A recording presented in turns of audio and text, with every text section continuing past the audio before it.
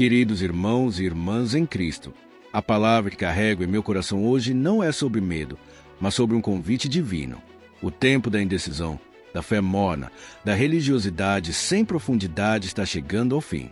Abril de 2025 não é apenas uma data, é um chamado espiritual. Deus está convocando seu povo a uma decisão. De que lado você vai estar? Se você gosta de pregações como essa, inscreva-se no canal e lembre-se de curtir o vídeo. Esse momento que se aproxima representa mais do que virar de uma página no calendário. É um tempo marcado por Deus para transição e realinhamento. Como nas Escrituras, em que ele usou tempos específicos para intervir na história, nos dias de Noé, de Moisés, dos profetas, o Senhor está, mais uma vez, alertando seu povo. Em Mateus 25, Jesus contou a parábola das 10 virgens. As prudentes tinham azeite suficiente em suas lâmpadas, se estavam preparadas para a chegada do noivo. Assim também devemos ser. Ter reservas espirituais, buscar intimidade com Deus, manter nossas lâmpadas acesas em tempos de escuridão. A boa notícia é que ainda há tempo. Ainda podemos nos arrepender. Ainda podemos nos alinhar com o coração de Deus. Em Joel 2, 12, 13, ele diz: Convertei-vos a mim de todo o vosso coração. Rasgai o vosso coração, e não as vossas vestes. O que Deus quer não são gestos externos, mas corações verdadeiramente quebrantados. Deus não busca o julgamento, mas a restauração. Ele é misericordioso, compassivo, tardio em irar-se. Seu desejo é nos preparar antes que venha o tempo do juízo. Precisamos ser como os filhos de Sacar, uma Crônicas 12 horas e 32, que tinham entendimento dos tempos, sabiam como agir. Este é um tempo de fé, não de pânico, de discernimento, não de confusão. Um tempo de nos voltarmos completamente ao Senhor. Quando falamos de abril de 2025, não estamos falando apenas de uma data. Estamos falando de uma condição da alma, um estado de vigilância e santidade. Deus está nos chamando a um arrependimento profundo, não superficial, não emocional, mas transformador. Em Jeremias 29, 13, ele promete: Buscar-me-eis e me achareis, quando me buscardes de todo o vosso coração. Lembro-me de um empresário que conheci numa cruzada no sul do Brasil. Era respeitado, frequentava a igreja, mas vivia uma vida dupla. Quando foi confrontado com a verdade, inicialmente reagiu com autopiedade, mas, dias depois, voltou quebrado, dizendo: Estou pecando contra o Deus que me deu vida. Ali começou sua transformação. Restituiu o que havia tomado, reconciliou-se com o que se feriu e tornou-se um instrumento poderoso de Deus. Esse é o arrependimento que o Senhor procura. Como João Batista declarou em Mateus 3 horas e 8, produzir frutos dignos de arrependimento. Deus está cansado de palavras vazias. Ele quer mudança real. A religiosidade aparente não nos sustentará. Muitos cantam, participam dos cultos, até servem na igreja, mas seus corações permanecem distantes. Isso nos torna espiritualmente mornos, e Apocalipse 3 horas e 16 é claro: por seres mono, estou a ponto de vomitar-te da minha boca. Estamos vivendo num tempo em que a mornidão espiritual é talvez o maior risco que enfrentamos. Um cristianismo sem cruz, sem renúncia, sem transformação. Um estilo de fé confortável, mas inofensivo. Enquanto você lê essas palavras, uma batalha espiritual acontece pelo seu coração. O inimigo não se importa se você vai à igreja, desde que sua vida continue distante da vontade de Deus. Ele não teme nossas atividades, apenas teme nossa entrega total.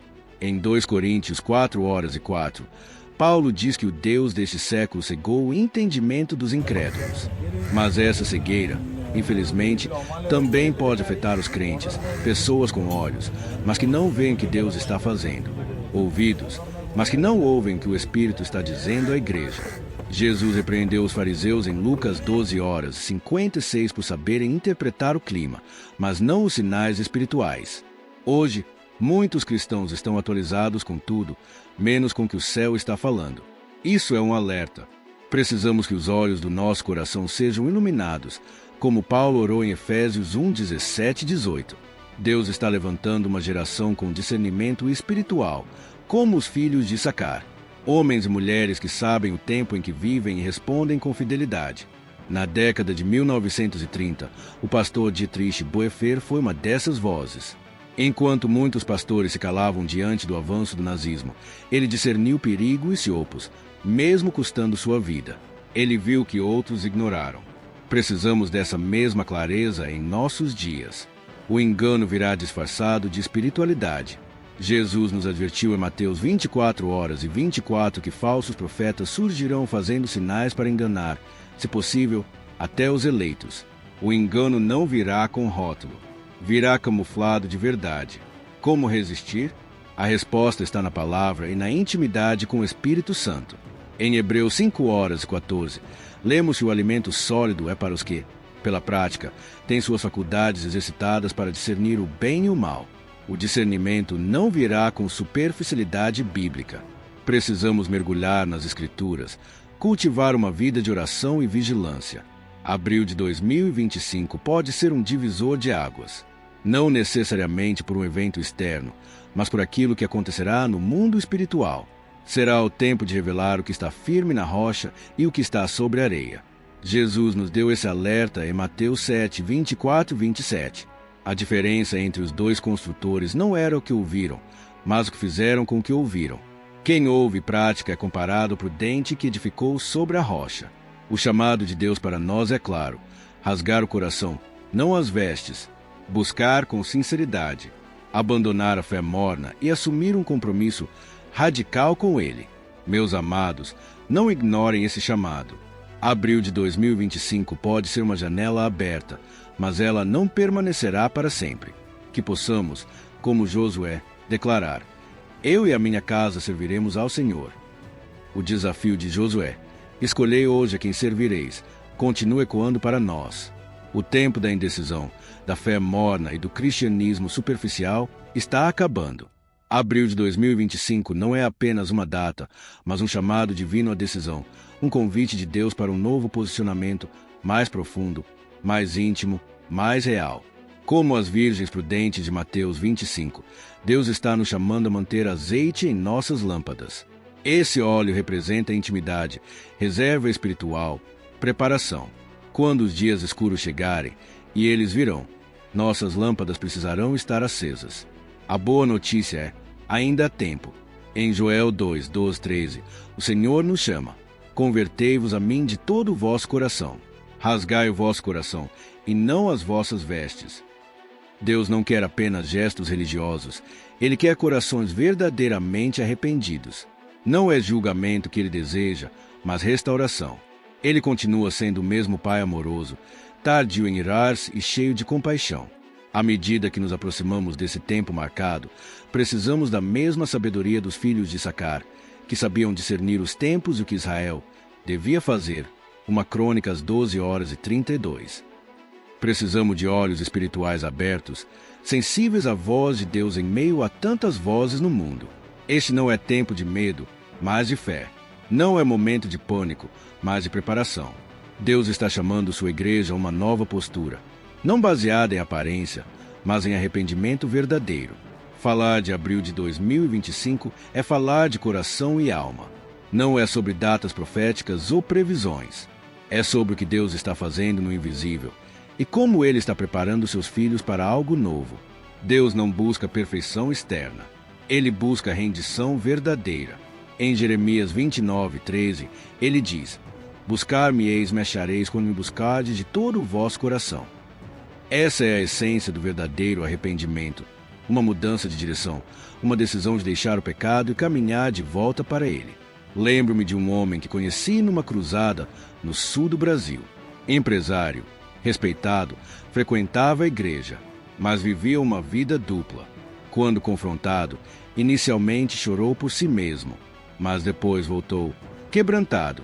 Ele entendeu que seu pecado era contra Deus, não apenas contra os outros, e sua vida foi completamente transformada. Restituiu, reconciliou-se, tornou-se um testemunho vivo da graça de Deus. Esse é o tipo de arrependimento que Deus busca. Em Mateus 3:08, João Batista disse: produzir frutos dignos de arrependimento. O arrependimento verdadeiro sempre se manifesta em ações concretas, não só em palavras.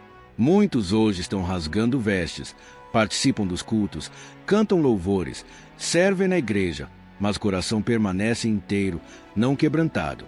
E isso não nos sustentará nos dias que estão por vir. Apocalipse 3, 15, 16 é direto. Conheço as tuas obras, que nem és frio nem quente. Estou a ponto de vomitar-te da minha boca. Palavras duras, mas de amor. O amor de um pai que não quer ver seus filhos despreparados. A mornidão espiritual é um dos maiores perigos que enfrentamos hoje. Estamos acostumados a um cristianismo confortável, mas inofensivo. Uma fé que não exige entrega, nem obediência, nem transformação. E é exatamente isso que o inimigo deseja, que estejamos na igreja, mas com o coração longe de Deus. 2 Coríntios 4:4 diz que o Deus deste século cegou o entendimento dos incrédulos. Mas essa cegueira também pode afetar os crentes. Quantos têm olhos, mas não veem o que Deus está fazendo? Quantos ouvem, mas não escutam o que o Espírito diz? Jesus repreendeu os fariseus em Lucas 12:56 por discernirem o tempo do clima, mas não os tempos espirituais. Hoje, muitos conseguem prever tendências políticas, analisar mercados, dominar redes sociais, mas são espiritualmente cegos. É hora de orarmos como Paulo em Efésios 1:17-18, que o Deus de nosso Senhor Jesus Cristo ilumine os olhos do vosso coração.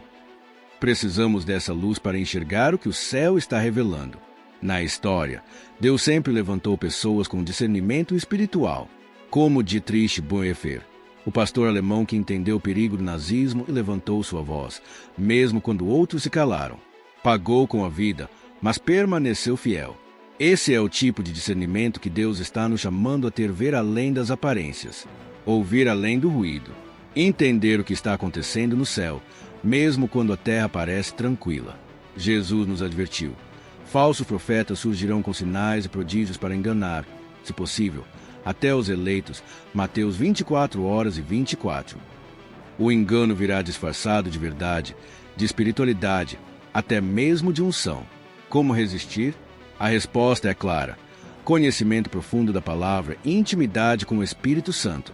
Em Hebreus 5:13-14, lemos que o alimento sólido é para os que, pela prática, exercitam suas faculdades espirituais. O discernimento não vem por acaso. Ele é fruto de vida devocional consistente, disciplina e busca sincera por Deus. Queridos, abril de 2025 não deve ser temido, mas abraçado como uma janela de oportunidade. Um chamado ao arrependimento, à vigilância, à consagração. Uma chance de construirmos sobre a rocha e não sobre a areia, porque os ventos virão, e o que não estiver firmado em Cristo cairá. Seja como Josué, erga-se hoje e diga: eu e a minha casa serviremos ao Senhor. Jesus prometeu que o Espírito Santo nos guiaria a toda a verdade, João 16:13. Mas essa direção não vem de forma automática. Ela é fruto de intimidade, de vida rendida, de comunhão real. Em Atos 13:2, vemos que foi enquanto os discípulos serviam, jejuavam e buscavam, que o Espírito falou com clareza. A revelação vem na profundidade da busca. E à medida que nos aproximamos de abril de 2025, vejo esse mesmo mover acontecendo. Deus está despertando os seus. Pessoas comuns, em diferentes partes do mundo, estão sendo tomadas por um senso de urgência espiritual. Uma mãe no Rio começou a levantar-se às 4 horas para orar, sem explicação lógica. Um empresário em São Paulo vendeu tudo para dedicar-se ao ministério. Um pastor em Recife reformulou toda a sua agenda, reconhecendo que estava ocupado, mas não frutífero. São sinais claros. Deus está chamando de volta ao essencial: oração, palavra, discipulado profundo. Os escolhidos não são uma elite espiritual. São aqueles que respondem ao chamado com o coração inteiro. Jesus disse: muitos são chamados, mas poucos escolhidos. Mateus 22:14. A escolha não é sobre favoritismo, mas sobre rendição. Romanos 8:29-30 mostra o plano de Deus, que sejamos transformados à imagem de Cristo, mas isso requer nossa cooperação diária. Em Filipenses 2:12-13, Paulo disse que devemos desenvolver nossa salvação com temor, pois é Deus quem opera em nós. Essa transformação é uma parceria viva entre o céu e a terra, entre o Espírito e o nosso coração disposto. O Senhor está preparando um povo não perfeito, mas disponível. Um povo que, mesmo com falhas, está decidido a seguir a Cristo custe o que custar. Como diz Oséias 6:3, conheçamos e prossigamos em conhecer ao Senhor. Esse conhecimento é contínuo, crescente e precisa ser buscado diariamente. Assim como uma casa é construída tijolo por tijolo, nossa vida espiritual é formada por pequenas decisões diárias, obediência, fidelidade, tempo com Deus. Em 1 Coríntios 3, Paulo nos lembra que todos os crentes estão sob o mesmo fundamento, Cristo. Mas a qualidade do material com que edificamos, ouro ou palha, será provada pelo fogo. E esse fogo revelará o que é verdadeiro e eterno, ou o que é passageiro e inútil. Estamos investindo em coisas que permanecem, ou estamos ocupados com conquistas momentâneas, que têm aparência de espiritualidade, mas não produzem fruto duradouro? Em 2 Timóteo 2:20, Paulo fala de utensílios para honra e desonra. Deus quer vasos úteis, purificados, preparados para toda boa obra. A pergunta que ecoa é: sou um vaso para honra nas mãos do Mestre? Estou disponível, santificado, pronto para o que Ele quiser me confiar? A preparação espiritual também passa por uma vida de oração. Jesus ensinou que devemos orar sempre e nunca desanimar. Lucas 18:1. A oração não é opcional, é o ar da alma. Quem já construiu esse hábito diário estará mais preparado para os dias difíceis do que quem tentar começar no meio da tempestade. Um pastor em Manaus me contou que há mais de 20 anos acorda às 4 horas para orar. No início era difícil. Hoje, esse tempo se tornou vital. Durante uma enchente devastadora, enquanto todos estavam em pânico, ele tinha paz e clareza. Eu já conhecia a voz de Deus no silêncio, disse ele. Então pude ouvi-lo no meio do caos. Essa é a diferença de uma vida consistente de oração. Paulo nos exorta em Colossenses 4:2. Perseverai na oração, vigiando com ações de graças. Perseveramos não por obrigação, mas por amor à presença de Deus, por necessidade da sua direção. À medida que abril de 2025 se aproxima, Deus está chamando sua igreja de volta à oração, não como ritual, mas como modo de vida. Em 1 Tessalonicenses 5:17, Paulo resume: orai sem cessar. Isso fala de uma comunhão constante, uma consciência viva da presença de Deus em tudo. Esse estilo de vida não surge do dia para a noite. Ele é cultivado, decidido, priorizado. E à medida que avançamos para o que Deus está fazendo, não podemos nos contentar com experiências antigas. Como o maná no deserto, Êxodo 16, a revelação de Deus precisa ser colhida diariamente. O que foi fresco ontem já não serve para hoje. Precisamos de encontros novos e vivos com o Senhor. Davi expressa isso lindamente no Salmo 63:1. A minha alma tem sede de ti, como terra árida, exausta, sem água. Essa deve ser nossa postura diante de abril de 2025. Sede por Deus, fome pela sua presença, desejo pela sua voz, não por experiências espetaculares, mas pelo próprio Deus. Estamos em um momento crítico. O relógio espiritual está avançando. Que não estejamos adormecidos, mas de pé, despertos, prontos, com o coração cheio de azeite e os olhos fixos no noivo. Não podemos mais sustentar um cristianismo superficial, emocional e baseado em experiências momentâneas. Deus está chamando sua igreja para uma profundidade espiritual sem precedentes, com discernimento aguçado e preparação total para os dias que virão. Como Paulo exorta em Efésios 5:14, desperta, ó tu que dormes, Cristo te iluminará. Precisamos andar como sábios, remindo o tempo, pois os dias são maus. O chamado é claro: despertar do sono espiritual, caminhar com sabedoria e se preparar, não por medo, mas por amor, não por pressão, mas por convicção. Abril de 2025 não representa apenas um ponto no tempo. É um marco de mover profético que já está em curso. Muitas das profecias bíblicas estão se cumprindo diante de nossos olhos. Como Jesus disse em Lucas 12, sabemos discernir o tempo pelo céu, mas ignoramos os sinais espirituais. Hoje, vemos as palavras de Mateus 24 se cumprirem: guerras, fomes, terremotos, pestes. Mas também há sinais mais sutis e profundos, como Paulo descreve em 2 Timóteo 3, homens egoístas, ingratos, blasfemadores, mais amigos dos prazeres do que de Deus, com uma aparência de piedade, mas sem poder real. Quantas igrejas vivem uma fé de forma, mas sem transformação? Quantos cristãos mantêm a aparência, mas não experimentam o poder do Espírito? Isso é um retrato da sociedade e também da igreja moderna. Pedro também advertiu: nos últimos dias viriam escarnecedores, 2 Pedro 3, 3, 4, zombando da promessa da volta de Cristo. Isso já acontece até mesmo dentro das igrejas, onde profecias são tratadas como alegorias. No entanto, há um sinal poderoso e incontestável. O Evangelho está sendo pregado em todo o mundo. Mateus 24 horas e 14. Com tecnologia, satélites, internet e missionários, povos que jamais ouviram o nome de Jesus agora o adoram em sua própria língua. Um missionário na Amazônia relatou com lágrimas que usou tablets solares para levar o Evangelho a tribos isoladas, que agora louvam a Cristo com seus próprios cânticos. Estamos vendo o cumprimento das profecias agora, e tudo isso está se acelerando. Daniel 12 horas e 4 disse que, no tempo do fim, o conhecimento se multiplicaria. Vivemos isso tanto em termos tecnológicos quanto espirituais. Profecias que por séculos foram obscuras agora estão sendo reveladas pelo Espírito Santo. Então, o que esperar após abril de 2025? 1. Separação entre o verdadeiro e o aparente. Jesus contou sobre o trigo e o joio, Mateus 13. Ambos crescem juntos, mas no tempo da colheita, a diferença se torna evidente. Aqueles que têm apenas forma de piedade não resistirão à pressão. Só os enraizados em Cristo permanecerão. Um exemplo vívido ocorreu em uma igreja no Nordeste. Por anos, ela prosperou com mensagens agradáveis. Mas, ao começar a pregar sobre santidade e arrependimento, muitos saíram.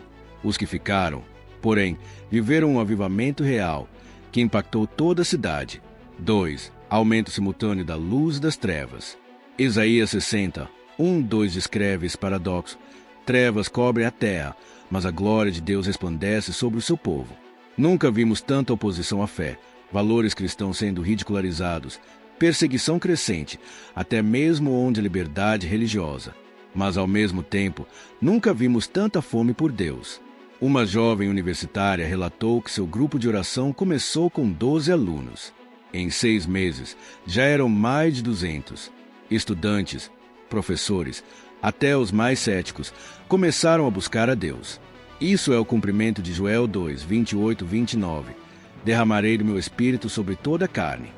3. Um tempo de sacudimento sem precedentes. Hebreus 12, 26, 27 declara que Deus abalaria não só a terra, mas também o céu, removendo o que é abalável, para que permaneça apenas o que é eterno. Esse sacudimento está em andamento. Sistemas políticos, economias, instituições, igrejas, tudo está sendo provado. Não é destruição, é purificação. Não é fim, é preparação para o novo de Deus. Um pastor experiente de São Paulo compartilhou comigo como o sacudimento afetou sua igreja. Por anos, tudo girava em torno de uma figura carismática, grandes programas, um belo templo. Mas quando a pandemia forçou o fechamento, eles entraram em pânico, até entenderem que Deus estava sacudindo tudo que era superficial. Usaram aquele tempo para reconstruir o ministério sobre discipulado profundo, comunidade real e missão autêntica. Quando reabrimos, ele disse, éramos uma igreja diferente, menos impressionante aos olhos do mundo, mas muito mais alinhada com o coração de Deus. Esse tipo de sacudida não vai parar. Após abril de 2025, ela se intensificará, mas, como Hebreus 12 horas e 28 nos lembra, recebemos um reino inabalável. 4. Guerra espiritual mais intensa. Apocalipse 12 horas e 12 alerta. Ai da terra, pois o diabo desceu até vós com grande ira, sabendo que pouco tempo lhe resta. À medida que o fim se aproxima, a oposição espiritual se torna mais feroz. Nossa luta não é contra a carne ou sangue, Efésios 6, mas contra forças espirituais do mal. Essa batalha virá em forma de tentações, divisões, falsas doutrinas, perseguição e desânimo. Mas a promessa, maior é aquele que está em vós do que aquele que está no mundo. 1 João 4 horas e 4. A vitória já foi conquistada por Cristo. Nós só precisamos permanecer firmes. Como permanecer firmes? 1. Fundamente sua vida na palavra. Em Mateus 7, Jesus fala da casa na rocha. A diferença entre ruína e estabilidade não está na tempestade, mas no alicerce. Um jovem pastor no sul do Brasil relatou como foi salvo da exaustão ministerial ao se dedicar por um ano inteiro à leitura, meditação e memorização da palavra. Quando as tempestades voltaram, ele estava firme. 2. Cultiva uma vida de oração constante. Lucas 18 horas o ensina a orar sempre e não desanimar. Paulo, preso em Roma, escreveu: Não andeis ansiosos, antes levem tudo a Deus em oração. Filipenses 4, 6, 7. A oração traz a paz que guarda a mente e coração como um soldado guarda a cidade. Essa paz será essencial nos dias que virão. 3. Fortaleça sua comunidade de fé. Hebreus 10, 2.24, 25 nos chama a não abandonar a comunhão, ainda mais à medida que o dia se aproxima. Uma igreja em Porto Alegre descobriu isso na prática. Com tempos inacessíveis após uma enchente, os pequenos grupos foram sua força, levando esperança, alimento e consolo aos vizinhos. Conexões profundas são cruciais. Não se contente com relações superficiais. Busque amizades onde possa ser real, confessar, ser encorajado. 4. Desenvolva caráter semelhante ao de Cristo. Romanos 8 horas, 29 diz que fomos predestinados para sermos como Jesus. Em 2 Pedro 5, 7, devemos caminhar fé, virtude, conhecimento, domínio próprio, perseverança, piedade, fraternidade, amor. Um missionário perseguido nas vidas não são experiências pessoais que sustentam, mas caráter formado em pequenas decisões diárias de vida. 5. Ame a santidade. Hebreus 12 horas, 14 e 18. Sem santificação, ninguém verá o Senhor. Santidade não é vida. É amor a Deus. Repulsa ao que é de Cristo. Um pastor de Belo Horizonte contou como precisou reintroduzir esse ensino. Pregaram por anos sobre isso, mas esqueceram o amor do Senhor. Quando ensinaram a santidade de Deus, alguns saíram, mas muitos foram profundamente transformados. Santidade não é ausência de pecado, mas presença viva de justiça, verdade e amor.